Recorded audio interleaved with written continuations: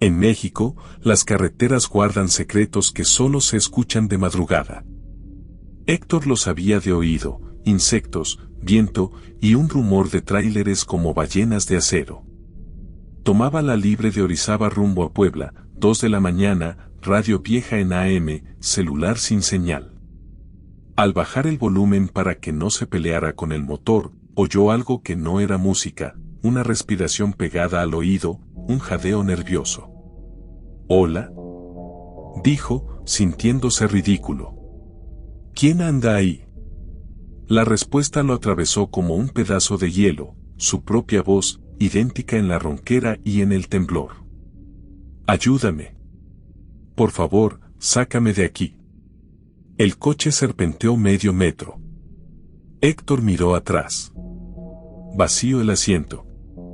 Miró el espejo. Nada. El reloj del tablero marcó 2:17. La voz insistió, ahogada. «Sácame del maletero». Se orilló junto a un claro de pasto amarillo. Intermitentes. Bajó con la luz del celular. El aire, pese a agosto, le dibujó vaho en la boca. Abrió el maletero. Llanta de refacción, caja de herramientas, cuerda, una botella con agua a medias. Ningún bromista. Solo un frío que parecía acostado en el fondo, inhumano. «Si esto es una broma ya estuvo», susurró. «¿Quién eres?». «Soy tú», dijo su voz, desde dentro del cráneo. «Sácame del pozo». La palabra lo clavó al piso. Recordó historias de su abuelo, pozos viejos tragados por carretera, con rezos y huesos debajo. Miró el talud que descendía hacia un grupo de árboles negrísimos. Apagó el motor para escuchar mejor. La voz, cortada por estática como de radio mala, volvió. «No mires arriba.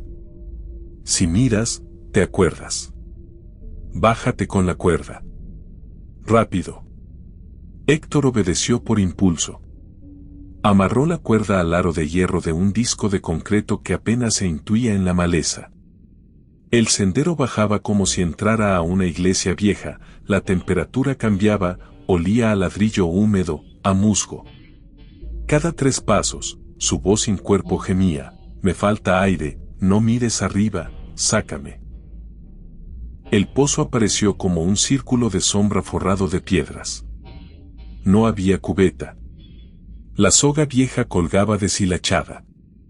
Héctor apuntó la linterna, agua negra al fondo, apenas una vibración. Llevó su cuerda a la boca del pozo y la soltó. Esperó. Sintió un tirón firme. Real. «Te tengo», gruñó, plantando los pies y jalando. La cuerda se humedeció de una baba fría. Lo que subía pesaba como persona, pero no rozaba la piedra. Al borde, asomó una mano que no era mano, un guante de grasa blanca sin uñas. Luego, el rostro. El suyo, pero lavado de vida, ojos líquidos, boca sin saliva, la piel como vela mojada. «No me sueltes», dijo su voz desde esa boca. Héctor jaló más, obedeciendo al impulso más básico: ayudar a quien pide con tu voz. El aro de hierro se quejó. La cuerda crujió. Un último tirón la deshiló. El peso cayó. El golpe en el agua hizo un silencio imposible. «No mires arriba», susurró su voz, ahora detrás de él. Héctor subió el talud tropezando, con las manos raspadas. Arriba, sus intermitentes respiraban luz naranja. A lo lejos, una patrulla vino dejando un hilo azul en los árboles. El oficial bajó el vidrio. «¿Todo bien, jefe?». «Ponché y bajé a revisar», mintió Héctor con la lengua seca. «Maneje con cuidado», dijo el oficial, con esa calma de quien ya vio demasiado. Héctor volvió al volante. Reloj, 3:42. ¿Tanto tiempo? La radio se encendió sola y, entre estática, sonó su voz, contando palabra por palabra lo que acababa de vivir: «Estoy en el pozo. No mires arriba. Golpeó la consola hasta que se cayó. Encendió y siguió, convencido de que alejarse lo salvaría. La carretera se abrió a un tramo recto. El celular vibró. Señal por fin. Un audio de desconocido. Lo reprodujo temblando. Era su voz, pero cansada, como de alguien que ya gritó demasiado. Héctor, si te llega esto, no bajes. No me bajes. No me mires. Lo que sea que está ahí abajo no puede ver el cielo. Llama a quien quieras, pero no bajes tú. El mensaje se cortó con un viento húmedo. Héctor apretó el acelerador. Quiso llegar a cualquier lado con gente, olores a comida, luz de tienda, ruido humano que desinfectara los oídos. Y fue justo donde la carretera hace una curva larga cuando algo cruzó caminando, sin prisa, con la calma de quien no conoce los coches. Frenó con todo el peso del cuerpo. El cinturón le dejó la marca. La figura se detuvo frente a los faros. Era el mismo. No un parecido, él, con su nariz desviada y su lunar en la mejilla izquierda. Solo que los ojos eran enormes y líquidos, y la boca goteaba una baba oscura. Levantó una mano translúcida y tocó la defensa. En ese instante, el maletero se abrió solo, como si adentro alguien empujara con los dedos desde la noche. Olía a pozo. A ladrillo húmedo. A musgo antiguo. Héctor entendió, no con ideas, sino con un susto que se le sembró en los huesos, que el pozo no estaba abajo. Estaba arriba, como una pupila en el cielo, colgando sobre la carretera, dejando caer ecos de él mismo como lluvia mala. Si escuchabas, te reconocías. Si te reconocías, lo llamabas. Si lo llamabas, lo sacabas. Si lo sacabas. Apretó primera y se lanzó contra su propio rostro. No atravesó un cuerpo, sino una cortina pesada de bruma. Entró por las rejillas. Le llenó la boca con frío. Manejando a ciegas, gritando palabras de una misa que no rezaba desde niño, avanzó hasta que la bruma se volvió lámparas borrosas, Puebla al fin. Se estacionó frente a una iglesia de barrio con una virgen desteñida pintada en la fachada. Apagó el coche y no bajó hasta sentir el latido en el cuello. Al salir, bajo el foco naranja, miró el maletero. Cerrado. Puso la mano. Ni frío ni caliente, una ausencia. No lo abrió. Con el primer sol llamó a los bomberos. Dio una ubicación aproximada, habló de tierra suelta y peligro, colgó sin dar nombre. Cambió de rutas. Tomó cuota. Llenó el espejo de crucifijos. Escuchó podcast con risas a todo volumen. Vivir es una técnica, se dijo. Una técnica para no oír. Funcionó unos días. Luego llegó otro audio, otra vez sin número.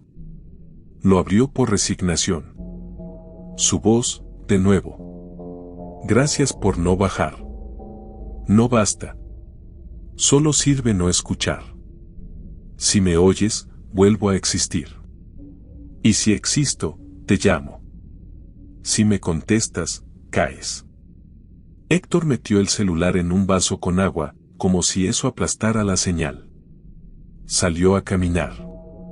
La noche de ciudad tiene olores que engañan, guisos, aceite, basura tibia. En un puesto de periódico cerrado, un radio viejo chisporroteó solo. Entre la estática, su voz hizo vibrar el alambrado, muda. No se acercó. No tocó. Por semanas vivió así, alejando espejos, apagando radios, manejando a horas con gente. Cada tanto, sin embargo, el mundo recordaba. En una sesión de lavado, el audio del autolavado le devolvió su voz, no mires arriba. En un vidrio de edificio, un reflejo de Héctor levantó la mano en silencio. Aprendió a no devolver el gesto. Una madrugada, La costumbre le venció la disciplina y tomó la libre de nuevo. 30 minutos de asfalto bastaron. El rumor cambió, el cielo se hizo claro de tantas estrellas, y la carretera le habló en idioma de bichos y de viento. La radio, aunque apagada, vibró como un insecto atrapado. El maletero hizo un pequeño ruido, casi un suspiro. Las manos le sudaron en el volante. Frenó. Intermitentes. El punto era el mismo claro. El pasto, el talud, los árboles como rebaño de sombras. Y la cuerda, quién sabe cómo, estaba doblada en el maletero, seca, esperando. Héctor la tocó y entendió que no hay tren que pase una vez, siempre hay otro. Siempre hay alguien en el borde del pozo con tu voz en la boca. Cerró los ojos. Oyó su mensaje viejo desde ninguna parte: no bajes. No me bajes. No me mires. Hizo lo único que aún no había hecho. Se metió al coche, prendió el motor y subió el volumen al máximo. No para oír. Para tapar. Llenó el carro de ruido tonto, de comerciales de hamburguesas, de risas que no dan risa. Aceleró con rabia infantil. Los faros iluminaron el talud y, por un segundo, Héctor juró ver un aro de hierro y unas manos blancas sosteniéndose. No miró de nuevo. Condujo hasta que las primeras fondas abrieron en la ciudad y el humo de los comales ancló la realidad en su sitio. Desayunó como si masticar fuera rezar. Desde entonces, su vida se volvió ese rezo: masticar, reír, hablar, llenar de gente el silencio, educar los oídos a no reconocer la propia súplica. Sabe que no es cura, solo aplazamiento. A veces, al cruzar un puente, siente que allá arriba cuelga un pozo como estrella nueva, esperando. A veces, en el espejo del baño, su reflejo se queda un segundo más que él y parece formar un ayúdame con los labios. No contesta. Y en algún tramo de México, alguien más frena de madrugada porque escucha su propia voz pidiendo ayuda desde el maletero. Alguien baja con una cuerda. Alguien mira y recuerda. Alguien cae. Y la carretera sigue, como si no pasara nada, guardando el secreto de los pozos que cuelgan del cielo. Al día siguiente intentó volver a la normalidad. Trabajó, saludó a los mismos de siempre, evitó los espejos que encontraba en vidrieras y elevadores. A media tarde pasó por la casa de su madre en San Martín. Ella le sirvió café de olla y pan con ajonjolí y le preguntó por qué se veía tan pálido. Héctor evadió con un chiste. En el comedor había un espejo con marco dorado. Cuando levantó la vista, su reflejo no estaba alineado con su movimiento, parecía llegar un segundo tarde. La copia de Héctor movió los labios con un ruego mudo: sácame. Él bajó la mirada al plato y escuchó a su madre decir, como si repitiera un consejo antiguo, que si la noche te llama por tu nombre no contestes nunca, porque hay cosas que imitan la voz para perderte. Héctor asintió sin entender del todo y cambió de tema.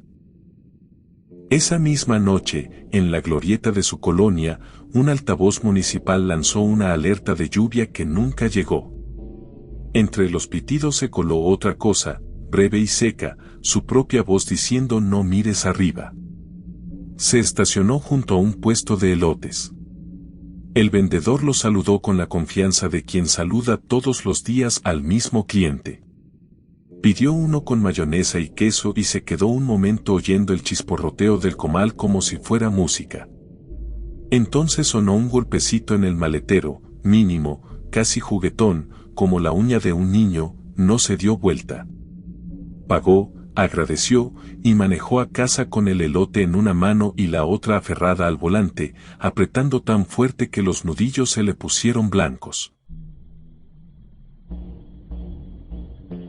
Si esta historia te puso los pelos de punta, imagina lo que aún nos queda por contar.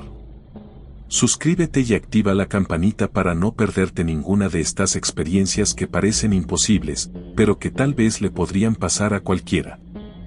Déjame en los comentarios si alguna vez escuchaste tu propia voz pidiendo ayuda, y recuerda, la próxima llamada podría ser para ti.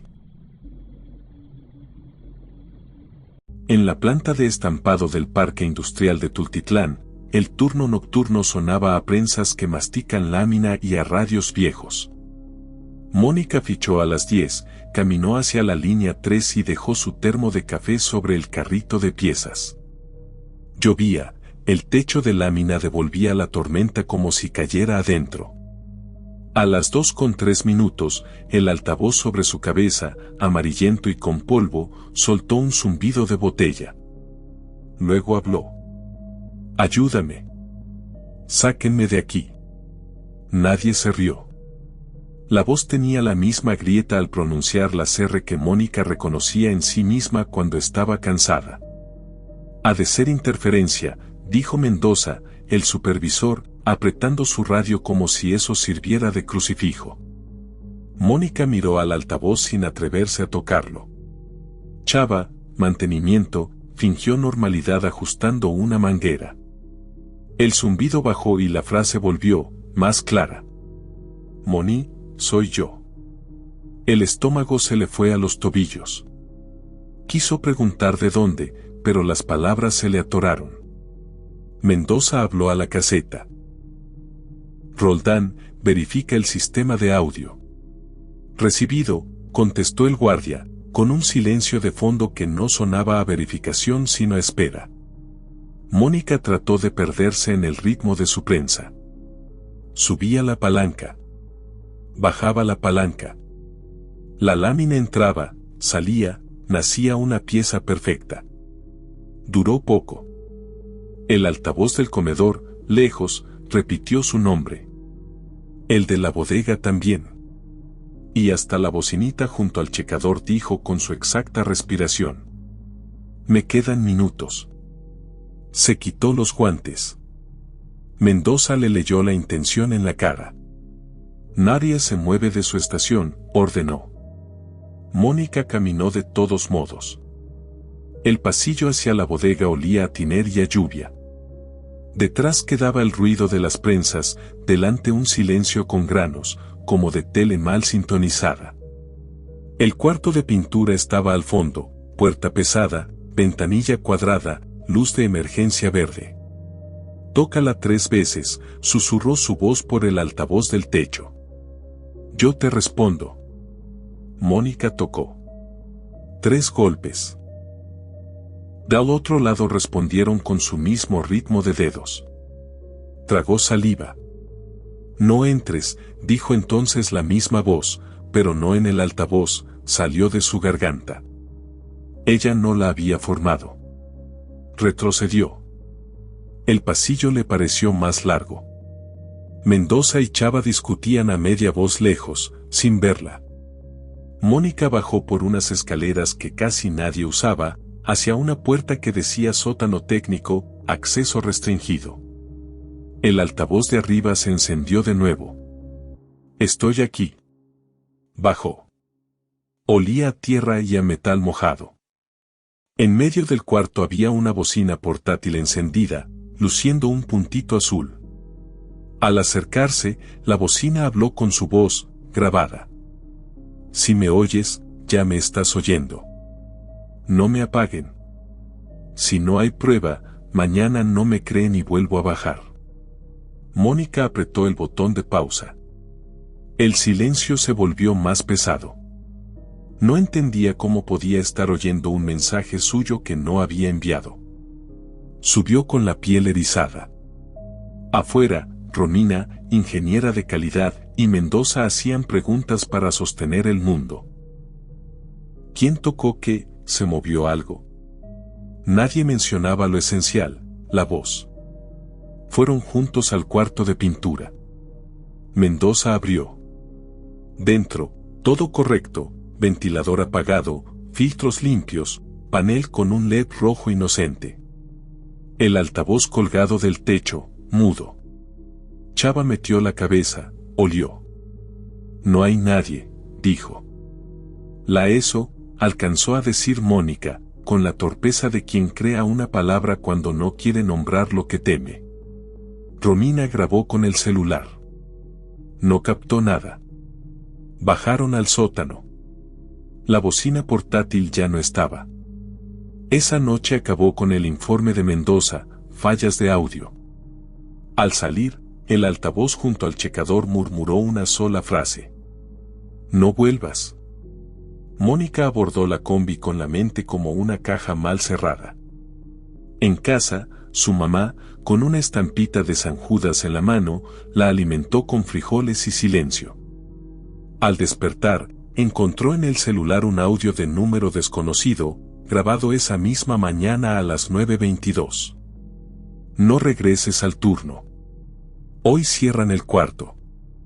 Me cierran. Fue a trabajar de todos modos. El miedo no paga la renta. En la planta, todo parecía normal y esa normalidad dolía. A las 2, la sirena que marca la pausa se desafinó. El altavoz de la línea respiró como alguien que viene del llanto. Su voz estalló por todas partes. Voy a entrar. No me sigas. ¿Qué dices? Preguntó Chava, sin querer preguntar. Otra voz, esta vez plana, de instructivo memorizado, anunció por el sistema. Mantenimiento programado. No se acerquen al área de pintura. ¿Quién autorizó eso? Tronó Mendoza, corriendo hacia la bodega. Mónica lo siguió. La puerta del cuarto tenía la luz verde encendida. Empujó. Entró. El aire cambió de densidad. El extractor arrancó con una succión viva. La puerta se cerró sola con un tirón pequeño, definitivo. Golpeó la manija. No respondió. El LED rojo parpadeó con indiferencia. Mónica pegó los labios a la rejilla. Aquí estoy, se dijo, con voz que ya no sabía si era suya o de alguien atado a su nombre. Sacó el celular. Sin señal. Aún así, empezó a grabar, hablando como quien reza. Moni del futuro, o del pasado, o de donde sea que escuches, no abras. No bajes a buscar pruebas. La prueba es la trampa. Si me oyes, ya me estás oyendo. No más. El ventilador subió de tono, como si se alegrara. Golpearon la puerta desde afuera. Mónica. Mendoza. Aguanta. Ya casi, Moni. Chava, jadeando. No miren el ventilador, susurró la fábrica entera con la voz de Mónica, no se supo de dónde. Si miran, ven. Romina maldijo, metió una pata de cabra. El metal chilló. La puerta cedió. El aire entró como animal hambriento. Mónica salió tambaleándose. Le dieron agua con gotas. Lloró sin lágrimas. Tosió pintura vieja. ¿Quién te metió? Preguntó Mendoza. Yo, dijo Mónica, y Romina sostuvo su mirada un segundo de más, como si por fin le pusieran nombre a la ESO. En la caseta, Roldán juró que no había tocado el tablero. En el comedor, las tazas vibraban con el residuo del extractor. A las 4, una voz neutra declaró terminado el ejercicio. Nadie brindó. Mónica pidió irse antes. Al fichar, el altavoz pequeño dijo su nombre con una ternura que dolía. No volteó. En el patio, el cielo clareaba. El celular vibró, un audio nuevo, sin nombre. La prueba es la trampa, dijo su voz. Lo borró. Luego borró todos. Desinstaló la grabadora. No era valentía, era instinto, si la noche te llama por tu nombre, no contestes. En la calle, el señor de las gelatinas le regaló una de rompope para que se te quite lo pálida. Se la comió caminando, golpeando el vasito con la uña como quien toca una puerta 3 veces y nadie abre.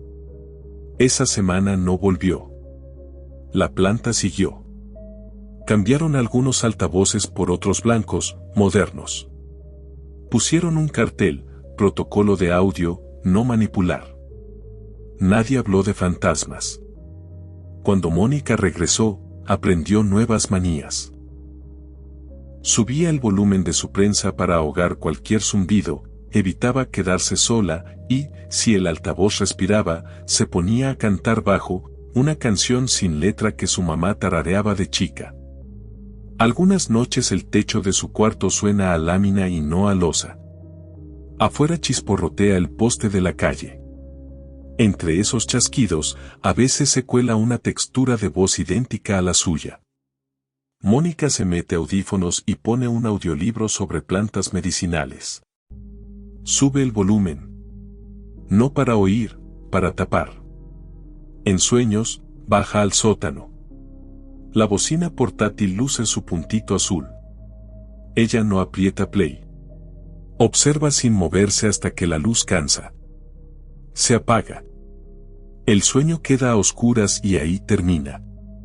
Una madrugada de lluvia, ya de vuelta en la planta, el altavoz nuevo sobre la línea 3 hizo el zumbido de botella y empezó a hablar.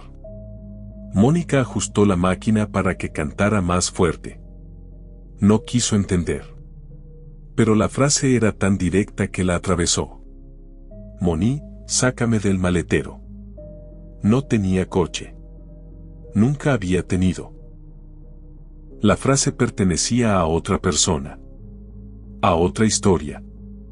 A otra noche de México. Comprendió algo que no había querido ver, la fábrica no era el origen.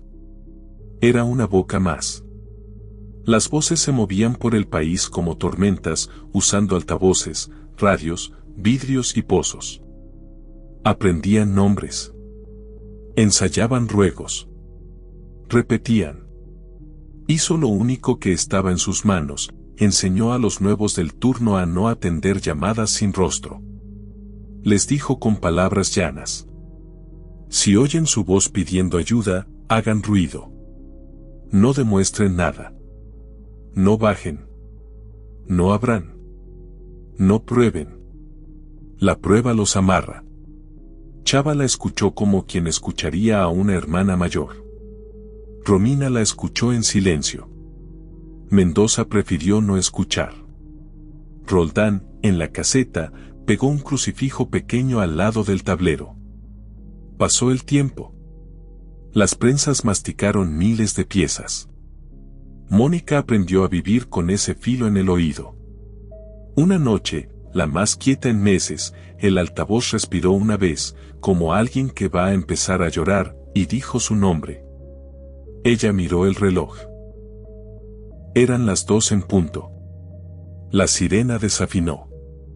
Mónica colocó una pieza en su sitio, dejó caer la palanca y, sin mirar al altavoz, dijo para adentro, con la convicción nueva de quien se sostiene del borde. No. La prensa siguieron cantando. En algún lugar, quizá bajo la tierra, quizá encima del techo como pozo volteado, algo esperó a que alguien contestara y no obtuvo respuesta. El turno terminó sin sobresaltos. Mónica fichó. El altavoz pequeño cayó. Afuera todavía olía a lluvia. En la esquina, el señor de las gelatinas ya estaba acomodando la charola. Ella compró una de fresa y otra de mosaico para su mamá. Caminó hacia la avenida con la sensación ligera apenas, de que a veces cerrar una puerta también es un rescate. Porque hay cosas que entran por los oídos como por una puerta, y el marco de esa puerta trae tu nombre. Y del otro lado, una sirena de acero, con paciencia de máquina, sigue llamando. Pero a veces, muy a veces, aprende que ya no la escuchas. El metro de la Ciudad de México, a las 2 de la mañana, respira distinto, solo ruedas cantando, ventiladores que mastican polvo y un olor a carbón pegado a la lengua. Iván, conductor en la línea 2, conocía ese aliento nocturno mejor que el de su propio cuarto. Aquella madrugada llevaba a 2 policías y a personal de limpieza hasta 4 Caminos, luego guardaría el tren y regresaría en vacío. En torre de control, una operadora nueva sonaba aplicada, con ese tono correcto de quien todavía no conoce sustos. Unidad 226, mantenga 60, señales libres hasta normal, dijo ella. Recibo, contestó Iván, mecánico, como quien reza. Entre Bellas Artes e Hidalgo, el radio chisporroteó con un aliento que no era del túnel. Iván subió un punto el volumen. La estática arrastró una sílaba y luego una frase entera, ahogada. No me dejes aquí. Tragó saliva. Control, 226. ¿Escucharon eso? Negativo, 226. Verifique su equipo. El túnel siguió con su negro obediente. Iván llegó a San Cosme y detuvo. Abrió puertas por protocolo, nadie subió. Los policías alumbraron andén y regresaron encogiéndose de hombros. Cerró. Avanzó hacia normal. A mitad de túnel, el altavoz interno, el que usa para avisos a pasajeros, cobró vida sin que nadie lo pulsara y una voz llenó los vagones. Iván, ayúdame. Era su voz. No parecida, la suya, con su arrastre en la cese cuando está cansado y la raspadura de garganta del tabaco de antes. ¿Lo dijo usted?, preguntó el policía más joven, desde el primer vagón. Falla, mintió Iván, sintiendo que lo habían volteado al revés. El tren se detuvo solo a la altura de normal. El panel escupió un error viejo como fantasma, puerta 4 abierta. En la cámara del circuito cerrado, todas las puertas aparecían cerradas. Protocolo, bajar a verificar. Iván se colgó la lámpara, salió por la cabina y caminó pegado a la pared, cuidando el tercer riel como si tuviera colmillos. La puerta 4 lucía bien. Puso la palma contra la ventanilla para sentir vibración. Del otro lado, otra palma se pegó a la suya, del tamaño exacto de la suya. Y detrás del vidrio, su cara, la suya, pero con los ojos al fondo, moviendo los labios con una súplica muda. «Regrese a cabina», gritó uno de los policías. Iván apartó la mano. En la cámara, una sombra cruzó del primer vagón al segundo. El altavoz del tren, sin que él tocara nada, repitió en un susurro que parecía nacer del metal. «Estoy en el lado B del andén. Sácame». Volvió a cabina. Hizo el reset de emergencia, la indicación abierta se limpió. Empujó tracción. El tren obedeció con renuencia, como tirado por una cuerda. Entró a normal y, desde el extremo del andén vacío, el teléfono rojo, ese intercom que solo usan empleados, sonó con campanadas de campana vieja. Iván abrió puertas del lado del operador solo lo suficiente para estirar la mano. Descolgó sin hablar. Del otro lado, su voz, con un temblor desconocido. «No bajes del tren. Si pones un pie, me cambias». Colgó de golpe. Cerró. Puso marcha. El teléfono volvió a sonar con insistencia humana, como si tuviera dedos y prisa. Iván se fue, dejando el cable tenso en la pared, sin sombra. 226, reporte estado, pidió control. Anomalías de audio y señal de puerta falsa. Solicito técnicos en Tacuba, dijo, consiguiendo que su voz sonara mecánica. Autorizado. Tacuba te espera.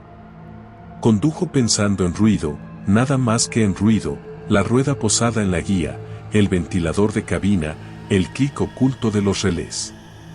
Uno no piensa en fantasmas si tiene que contar en el tablero. Entre Hidalgo y Revolución, las lámparas de techo bajaron a una luz amarilla que hace todo viejo. Iván notó que el vagón parecía otra versión de sí mismo, el mismo tren pero con tipografías de hace años, un rasgón que ya había sido reparado y ahora reaparecía, calcomanías que recordaba de su primer curso. No quiso mirarse mucho en ese espejo mal instalado del tiempo. El altavoz interno volvió a encenderse sin permiso. «No me abandones otra vez», dijo su voz. «Esta vez bájate». «No te escucho», contestó Iván al aire, como quien le habla a un perro que muerde. Takuba apareció al frente con su andén largo. Dos técnicos con chaleco naranja levantaron la mano. Iván vio el teléfono rojo en la pared. Vio que el cable otra vez no proyectaba sombra. Sintió una acidez en la lengua, idéntica a la que le llega antes de un choque, y sostuvo la respiración. «Detente, 226», dijo la operadora. «Te apoyamos». La voz de ella llevaba ahora un timbre apenas chueco, un reflejo de su propia garganta. Iván obedeció, frenó suave, abrió puertas. En cuanto la hoja se separó, un aire frío entró con ganas de quedarse. Los técnicos subieron. Eran altos y, al verlos de cerca, tenían su cara. No era parecido, era su cara repetida, salvo por un brillo acuoso en las pupilas. «Vamos a revisar la puerta», dijo uno, con su sonrisa torpe reproducida a la perfección. «Se limpió el error», murmuró Iván. «De todos modos», dijo el otro, moviéndose como si no pesara. El altavoz de andén, afuera, se encendió con un maullido de cinta. Una docena de voces comenzaron a pisarse: «Sácame, sácame, sácame». Entre ese coro reconoció a su yo de niño, su yo adolescente, su yo de la semana pasada. La repetición tenía una cadencia hipnótica, un vaivén de mareo. Iván bajó el interruptor general de audio, metiendo el codo para no quitarse las manos de los oídos. El ruido se volvió un bramido sordo, sin palabras. Empujó tracción. El tren resistió, como dormido, y luego obedeció. Las sombras de los técnicos quedaron atrás, repitiendo el gesto de levantar la mano, cada vez más lentas, cada vez más planas. No abrió en Cuitláhuac ni en Popotla. Colegio Militar estaba a oscuras por completo, como si alguien hubiera retirado la estación del mundo. En su cabeza, un pensamiento que no era suyo picó como mosquito: «Si te detienes, cambia». Pisó más tracción. 226, reporte, insistió Control, lejos, muy lejos. Curso a 4 caminos sin descenso. Anomalía persiste. Solicito corte al arribo. Recibido. En normal, un reloj muerto marcaba 0. En la orilla del andén, Iván vio por la ventana su propia versión de 19 años, con uniforme de limpieza y cara de sueño, mirándolo sin verlo. Cerró los ojos y repitió en su interior: «No abrir, no abrir». Siguió. 4 caminos se abrió como una caverna más grande. La cochera parecía extenderse un tramo más oscuro. Iván estacionó donde debía, cortó tracción. El silencio pesó. El celular de servicio vibró con un audio de número desconocido. Le temblaba el pulgar. Lo escuchó contra su voluntad. «Lo que te pide el teléfono rojo nunca es ayuda», dijo su propia voz, pero venida desde una distancia que no cabía en un túnel. «Es trueque. Si respondes, tú sales, otro entra. Si dudas, te imita. Y si te imita, te gana. No tengo remedio, mete ruido cuando te llame». Iván bajó de la cabina. Tocó el metal para asegurarse de que seguía duro. Miró su reflejo en la ventanilla y vio que parpadeó un segundo después que él. No esperó el siguiente. Volvió a cabina. Llamó a control. Esta vez la operadora sonó humana, con la respiración de quien toma café frío. 226, informe final. Sin novedad de personal. Audio anómalo. Solicito relevo. Autorizado, relevo en 10. Colgó. Contra la pared de la vía muerta colgaba otro teléfono rojo. Hizo un pequeño clic, tímido, como si alguien le rozara el cable. No sonó. No habló. Solo estuvo ahí, rojo y viejo, con un brillo cansado. Iván se sentó en el asiento de la cabina y mordió un pan de su mochila, masticando como quien pronuncia un salmo. Llegó el relevo. Se saludaron como gente normal. Días después, Iván volvió a la rutina. Pero el oído ya no volvió, se quedaba atento como animal en monte. A veces, cruzando Insurgentes al amanecer, un altavoz municipal suelta una prueba, y entre el pitido él escucha que lo llaman con su propia voz desde el hollín de la noche. Él sube el volumen de lo que sea, noticieros viejos, comerciales de pintura, cumbias. No para oír, para tapar. Otras noches llega un audio sin remitente. Lo borra sin escuchar. De pronto se equivoca y reproduce. Se oye a sí mismo, con el hilo de voz de la fiebre, suplicando desde un sitio sin mapa, no me dejes aquí. Él apaga el teléfono, prende la televisión en un partido repetido y se queda dormido sentado, como si dormirse de pie fuese otra manera de no caer. Con el tiempo, le tocó entrenar a un conductor nuevo. Se llama Felipe, tiene un lunar igualito al que Iván tuvo a los 20. Antes de la primera corrida, Iván le dijo en voz baja, como quien entrega un truco de oficio que no aparece en manuales. Si un altavoz te habla con tu voz, no busques pruebas.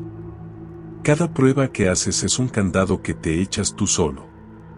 Reporta lo necesario y mete ruido, canción, ventilador, motor. El ruido es una cuerda. Felipe asintió por cortesía. Nadie entiende de veras hasta que el teléfono rojo suena como si tuviera dedos.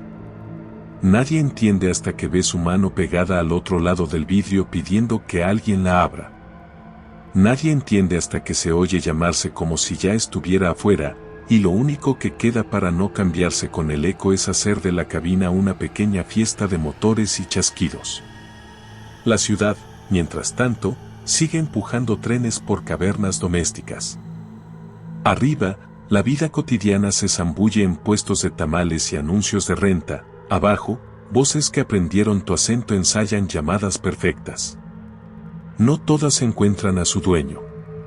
Algunas se estrellan en el ruido. En una estación cualquiera, tal vez hoy, tal vez dentro de años, un conductor escuchará su nombre exacto con su propio aire y sabrá que lo están midiendo para ver si cabe en la voz que insiste. Ojalá se acuerde de Iván, que eligió hacer ruido. No es salvación, pero es un borde donde agarrarse mientras el tren, por fin, lo saca de la estación vacía. El centro de emergencias 911 en Puebla, de madrugada, parece un acuario, monitores azules, voces que cruzan y afuera pura agua negra. Verónica llevaba 3 años en el turno, por el primer bueno sabía si había sangre o soledad. Su estación, la 7, tenía un santo diminuto y una calca del Club Puebla. A las 2:13 del sábado, la línea vibró como gato. 911 emergencia, ¿cuál es su situación? Dijo, dedos sobre el CAD. Al principio solo viento en el micrófono. Luego una palabra con su propia saliva. Vero. Se le encogió el estómago. La pantalla marcó, número desconocido, sin red, sin prefijo. Coordenadas, un punto azul palpitando, sobre su edificio en la resurrección. ¿Quién habla? Soy yo, dijo la voz, idéntica. Ayúdame. No puedo salir de la línea. Verónica miró a su supervisor, Gamaliel, Gama. Él estaba en otra llamada. Tecleó posible intruso en domicilio de operadora. Enviada patrulla. Llamó a su casa. El tono sonó 3 veces. Contestó su propia voz. No digas tu nombre. Si lo dices, me cambias. Colgó con los dedos fríos. En radio, la patrulla 56A13 llegó al edificio. Base, departamento 402. Procedemos a tocar. La voz de su madre respondió somnolienta. El policía habló bajo. Recibimos un reporte de auxilio, con voz de su hija. Aquí todo normal, dijo su madre, ofendida. Nomás el espejo del pasillo amaneció empañado por dentro, ¿qué cosas? Retírense, ordenó Gama por ella. La llamada seguía abierta. Su voz, al otro lado de ninguna parte, habló bajito. No te pongas frente al espejo mañana a las 2:12. No digas tu nombre. ¿Quién eres?, preguntó Vero. La que contestó aquella noche que te presentaste por radio jugando. Me oíste y yo te oí. La línea nos abrió un hueco con tu nombre. El audio se cortó con un golpe de agua. El reporte quedó limpio, falsa alarma, sin novedad. Vero trabajó como si nada, choque en periférico, crisis nerviosa, taller con conato. A las 3:01, otra llamada, ahora con su propio número. Aceptó. 911, Suemer. No completes la frase, dijo su voz. Si la completas, firmas. Repite conmigo, no nombres, no pruebas. Déjalo morir de silencio. ¿Y si alguien de verdad llama? Mezclan ruegos reales con el mío. Si eres buena, caes. La línea colgó sola. Vero bebió café de olla que le acercó Licha, la supervisora vieja que llama rarito a lo que no quiere nombrar. A las 6 volvió a casa en taxi. Caminó de lado para no mirarse en el espejo del pasillo. En la cocina, un bajón de luz parpadeó la hora del microondas en 2:12, ella la subió a 2:14 como si empujara el tiempo.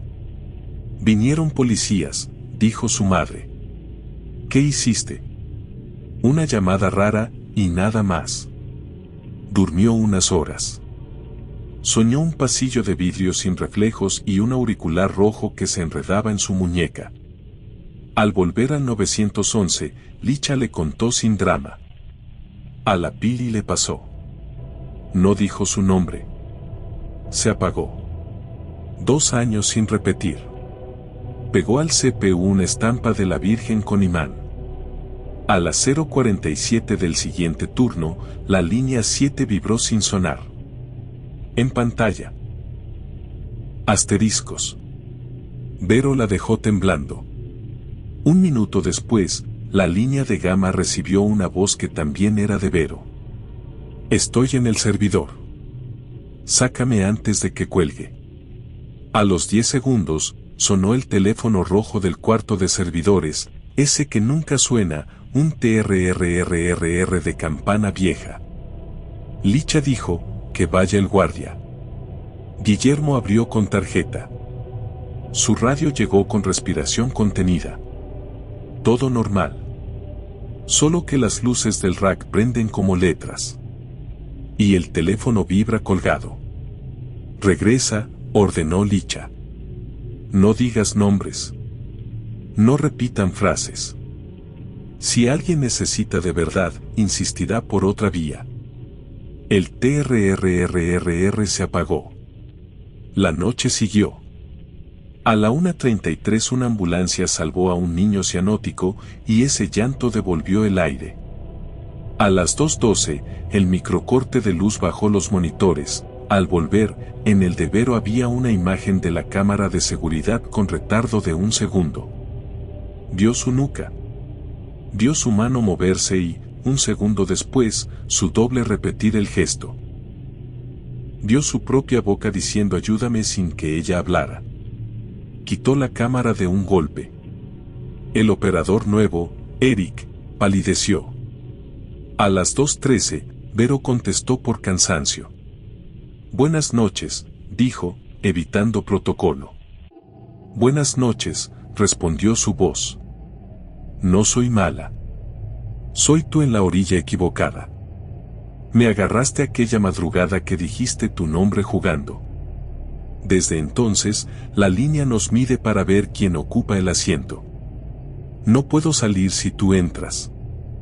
Lo único que corta el nudo es ruido sin nombre. ¿Qué ruido? Ventiladores, estática, agua hirviendo, motores, un estadio, el camión de la basura a las 6. Si llenas la sala con eso, se cierra hasta que alguien vuelva a escucharse. Vero levantó la mano. Licha subió el aire acondicionado. Gama encendió una radio vieja en AM, pura estática. Eric rió de nervios y el sonido, raro, ayudó. ¿Vas a volver?, preguntó Vero. Siempre vuelvo. Solo no me firmes con tu nombre. No te firmo, dijo, y colgó. Desde esa noche, cuando el teléfono rojo vibraba, nadie iba. Si una llamada temblaba sin ID, la dejaban latir hasta que moría. Cuando alguien en otra colonia reportaba espejos empañados por dentro, Vero mandaba patrulla por protocolo y un recordatorio mudo a sí misma, ruido de mundo. 2 turnos después, a Eric le entró una llamada con su propia voz. Vero, a señas, le indicó, no protocolo, no nombre, mete ruido. Eric asintió y, por costumbre, se presentó completo. La pantalla del CAT se congeló un segundo. El teléfono rojo vibró, tímido. A los 5 minutos, un correo automático apareció en la cuenta de Eric. Confirma con tu nombre que atendiste. El campo ya venía lleno. Licha lo cerró sin abrir. Nadie bajó al servidor. A medianoche, Eric dijo que iba al baño y tardó. Guillermo encontró su silla vacía, girando. Llamaron a su cel, sonó debajo del escritorio con 5 notificaciones nuevas, audios sin remitente. Nadie los abrió. La estación 9 quedó desocupada. En la cámara de seguridad, de reojo, Vero juró ver a Eric sentado, un segundo tarde, repitiendo sus gestos como eco. No volvieron a hablar de eso en voz alta. Esa tarde Vero pegó papel craft sobre el espejo del pasillo para pintarlo. Dejó que la llave que goteaba llenara una cubeta, le gustó el ruido manso. Su madre se burló. ¿Te curas con ruido? Ella respondió que sí. Con el tiempo, el acuario del 911 aprendió la coreografía. Si vibra sin ID, no se atiende. Si suena el rojo, Guillermo pone en la radio un programa de madrugada donde un señor cuenta historias sin nombres propios. Si alguien oye su voz pidiendo auxilio, Licha repite su jaculatoria, no nombres, no pruebas, deja que muera de hambre. Y se atiende todo lo demás con más prisa, como si cada ambulancia real fuera una soga. La patrulla preguntó por segunda vez si podían revisar. Se escuchó el arrastre de una silla, un vaso que chocó contra la mesa. La voz de su madre volvió, más molesta. ¿Me van a romper la puerta o qué? Si no hay nada. Nomás ese vidrio que suda por dentro. Hasta le pasé el trapo y se volvió a mojar. Disculpe, señora. Es protocolo, dijo el agente. ¿Hay alguien más con usted? Nomás yo y mi perico, mintió por orgullo. En la cabina, Gama le hizo a Vero una seña de respira. Licha, desde su isla de monitores, lanzó una frase que en esa sala vale más que una orden: dejen morir la rareza. La segunda noche, Vero casi cae en la trampa de la prueba. Se quedó sola en casa un rato y tuvo la tentación infantil de sostener una vela frente al espejo, de decir 3 veces su nombre como en leyenda de secundaria. La mecha escupió una chispa y su propia voz pareció acumularse alrededor de la flama, como si las paredes pudieran masticarla. Apagó la vela de golpe. Puso una olla con agua y dejó que silbara. La casa se llenó de un ruido humilde que le acomodó el pecho. En el cuarto del servidor, Guillermo agregó un detalle al reporte. Olía a metal mojado, como si hubieran fregado con agua vieja. Las luces del rack, dijo, prendían y apagaban en grupos que sugerían una palabra que no alcanzó a leer. Cuando intentó fijar la vista, el patrón cambió a una ristra de asteriscos como los de la pantalla de Vero. El teléfono rojo, pese a la orden de no contestar, se permitió una sola campanada más, como si hubiera alguien con paciencia infinita del otro lado. A la mañana siguiente, en la sala de descanso, los veteranos contaron rumores con tortillas de máquina y salsa en vasos de unicel. Uno dijo que en Chihuahua le llaman código espejo cuando una llamada llega con voz propia y sin número. Otro juró que en Mérida hay una clave 33 para eso, que significa no confirmes, no firmes. Nadie se puso de acuerdo, si coincidieron en que, si respondes con tu nombre y apellido, algo te registra como presente en un lugar donde no deberías estar. Eric, el nuevo, tenía la mala costumbre de hacer todo según el manual, con una obediencia que en otra vida lo haría perfecto. Vero lo quiso por eso y le temió por lo mismo. Le pegó en su monitor una nota escrita a mano, no nombre /diagonal, no frase /diagonal ruido. Él sonrió, la fotografió y la puso de fondo de pantalla. La noche de su desaparición mínima tuvo pequeños avisos. El espejo del baño del 911 amaneció con un vaho que no correspondía al frío. El reloj del servidor quedó clavado en 2:12 un instante. En la grabadora quedaron 2 segundos de estática con una forma de montaña que al imprimirse parecía al cerro donde están las antenas. A veces, a Vero le llega un audio sin remitente con su voz cansada. No lo abre. Otras, al apagar el despertador, desde la grieta entre segundos le alcanza un gracias con su tono, como si alguien en el agua del espejo hubiera aprendido a respirar. No contesta. Si un alumno nuevo pregunta qué hacer, Vero no adorna. Si te escuchas pidiendo ayuda, no digas tu nombre ni repitas la frase. Mete ruido de mundo. Si es real, encontrará otra vía. No te cambies por el eco. Porque en la madrugada de México hay voces que aprenden la forma exacta de tu garganta para entrar por la línea. Si confirmas con tu nombre, firmas. Y si firmas, ocupas tu propio asiento del otro lado del vidrio, a la espera de que alguna Vero futura cometa el error amable de presentarse con todo y apellido. Cuando eso pase, ojalá prenda todos los ventiladores y ponga agua a hervir. Ojalá suene el camión de la basura como música de fierro. Ojalá, entre tanto ruido de vida, la llamada espejo se quede sin palabras donde sostenerse y cuelgue. No es victoria. Es apenas un borde. Pero a veces basta para pasar la noche.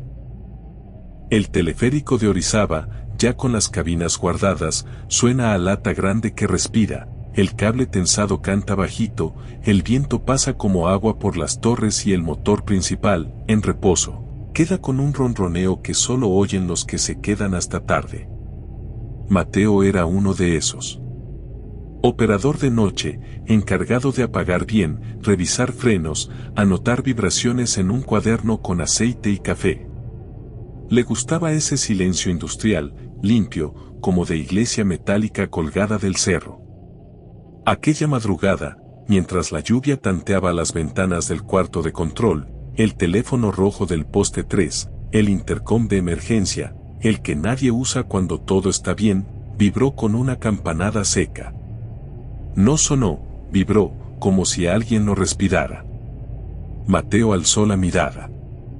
Vio el indicador en el tablero, línea abierta, poste 3. El teleférico estaba vacío, él mismo había asegurado las cabinas. Aún así, bajó el switch del intercom y habló por protocolo. Control Orizaba. ¿Quién está en línea? Lo que respondió fue su propia voz, con la misma rasposidad que le deja el café de olla en la garganta cuando no desayuna. No era parecido, era él, pronunciando su nombre como si lo tuviera en la lengua. Mateo, ayúdame. No abras el freno manual. No sueltes las mordazas. No te subas a la torre. El estómago le hizo un hueco. Miró al espejo del cuarto, su cara normal, su chamarra empapada por el goteo de las botas, nada distinto. Volvió al teléfono. ¿Quién eres? Soy tú, dijo su voz. Me colgué en la cabina 2.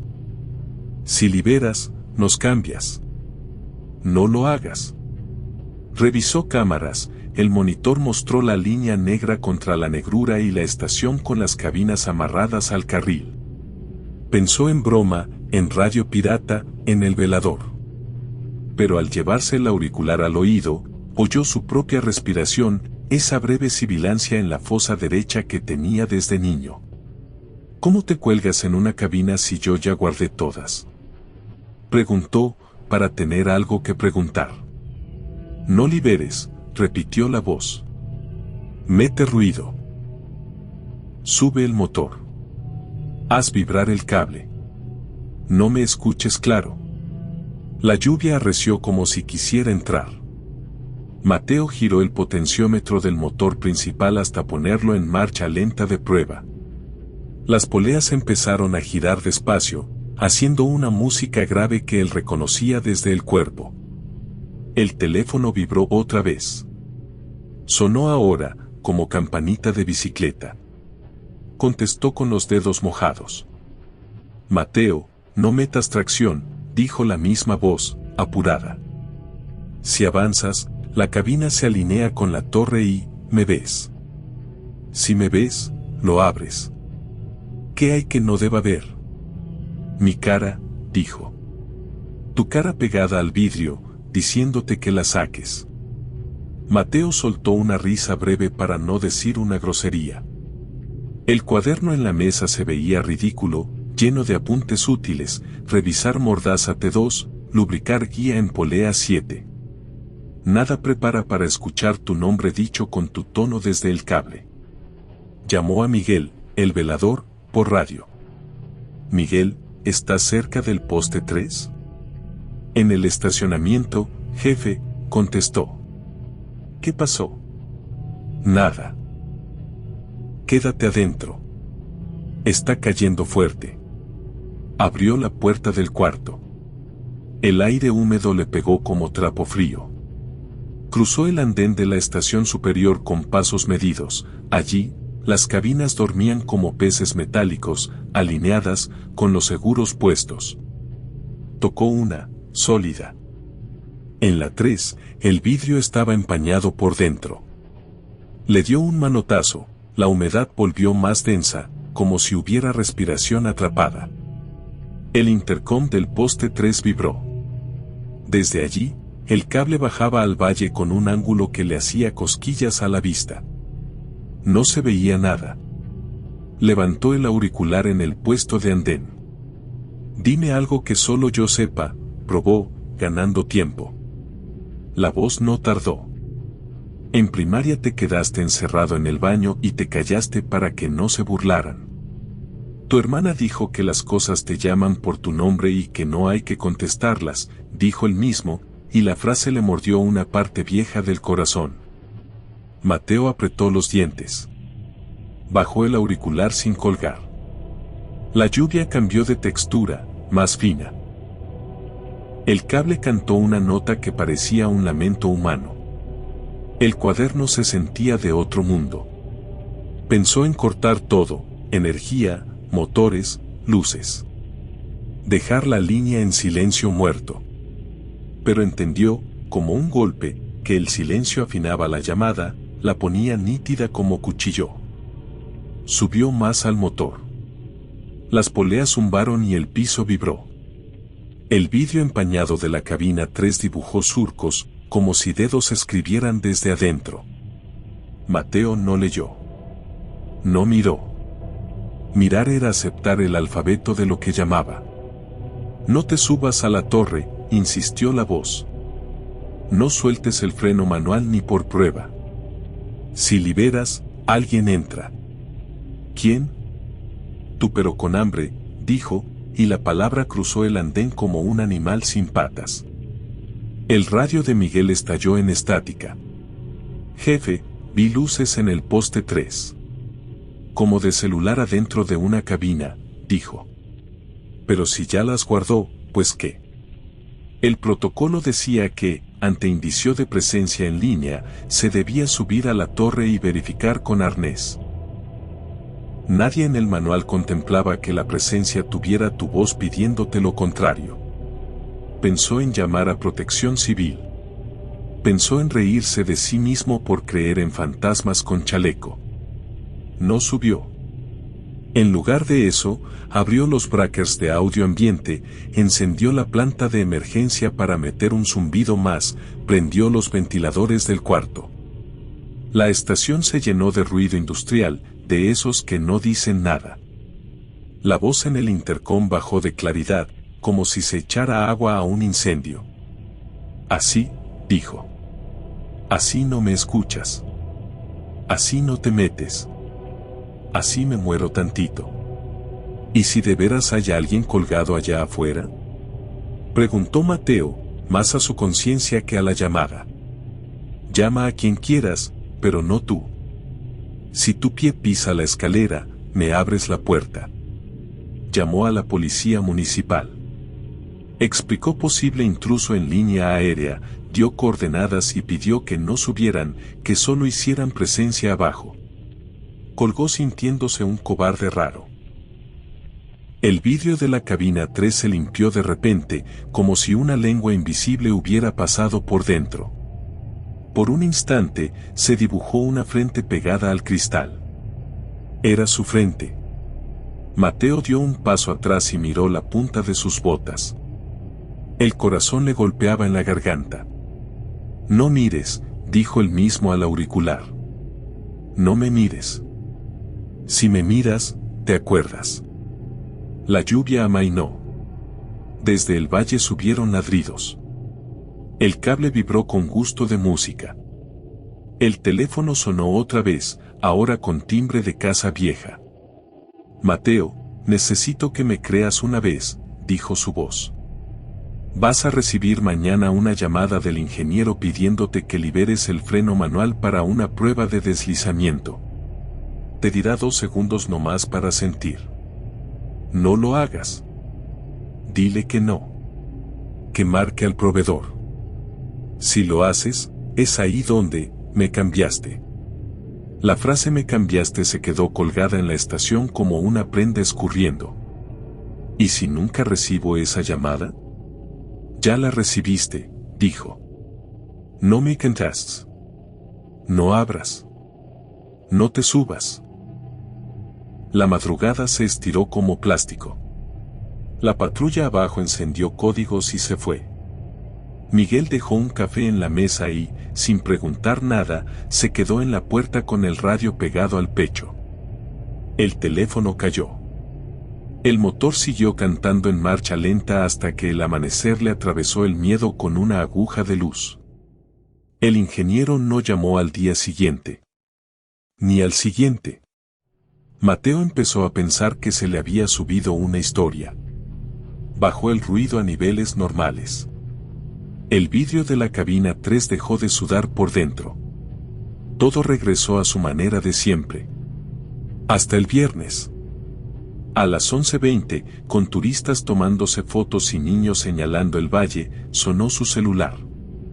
Era el ingeniero. Mateo, necesito que liberemos la mordaza manual de la 2 nomás tantito. Estoy viendo algo en la presión. Podemos hacerlo a la vieja escuela, 2 segundos sin motor para dejarla rodar 2 centímetros, ya sabes, para sentir, dijo, con ese tono de favor chiquito pero importante. A Mateo le faltó aire. La frase estaba completa, como un insecto en ámbar. No, dijo, con una firmeza que no había oído en su voz. Así no. Llame al proveedor. Hágalo con equipo. Si no, no lo hago. ¿Desde cuándo te pones quisquilloso? Se rió el ingeniero. Es un tantito. No, repitió, y colgó con vergüenza y alivio. El ingeniero se enojó y mandó relevarlo por la tarde. Mateo aceptó, casi agradecido. Se fue a su casa caminando despacio, mirando a propósito taxis, perros, puestos, nubes y raspados. Esa noche durmió con una radio vieja prendida en música tonta, como si la melodía fuera una cuerda. Una semana pasó sin llamadas. luego otra. A la tercera, creyó que el mundo había decidido olvidar. Hasta que, una madrugada de lluvia que olía a tierra nueva, el teléfono del poste 3 vibró otra vez. Mateo estaba de guardia. Esta vez no tembló, levantó el auricular como quien recoge la pala que ya conoce. Mateo, dijo su voz, ahora gastada, con arena. Gracias por no soltar. Eso me dejó afuera. No del todo. Pero menos adentro. ¿Qué quieres que haga ahora? Lo mismo. Ruido. Nombres no. Frenos cerrados. Si te pido que me mires, no me mires. Si te pido que me abras, no me abras. La única manera de ayudarme es no oírme bien. No te entiendo. Yo tampoco, dijo su voz, con una risita que era suya, con su exacto despecho. Pero sirve. Mateo subió el motor a marcha lenta. Encendió los ventiladores. Puso la radio de Miguel en un noticiero aburridísimo. Se sentó frente al vidrio empañado de la cabina 3, sin leer lo que escribían los dedos invisibles desde adentro. El vidrio, de puro cansancio, dejó de mojarse. Hay noches en que el cable canta un poco más agudo, como si alguien lo pellizcara desde arriba. En esas, el teléfono del poste 3 respira, tímido. Mateo no contesta o contesta para decir no en voz baja. No es heroísmo. Es obediencia rara a una regla sin manual. A los nuevos les enseña cosas que no están en el librito. Si una cabina suda por dentro, haz ruido. Si con tu voz te piden que liberes, llama a más gente. Si te dicen tu nombre desde el cable, no contestes. Los cables son como el agua, guardan y devuelven lo que les dices. A veces, mientras baja al pueblo, Mateo ve su reflejo en vidrios de negocios cerrados y levanta la mano por costumbre. El reflejo la levanta un segundo después. Cuando pasa, el vidrio queda con un halo, como el aliento de alguien al otro lado. Él no se detiene. No se mira bien. Aprendió que mirar es abrir. Y allá arriba, en la torre donde la línea cambia de ángulo, la madrugada sigue tensando el cable como cuerda de guitarra, afinándolo hasta que toca canciones con las voces que recoge. Algunas suenan lejanas. Otras, como la suya, quieren salir y piden ayuda con el tono exacto. Hay noches en que, en el valle, alguien jura ver una luz que atraviesa de cabina en cabina como si buscara su nombre. Es mejor no decirlo. Porque a veces, y ese fue el aprendizaje de Mateo, grave y sencillo. La forma de salvar a quien te llama con tu voz no es contestarle. Es llenar el aire de ruido y dejar que el cable, cansado, se calle.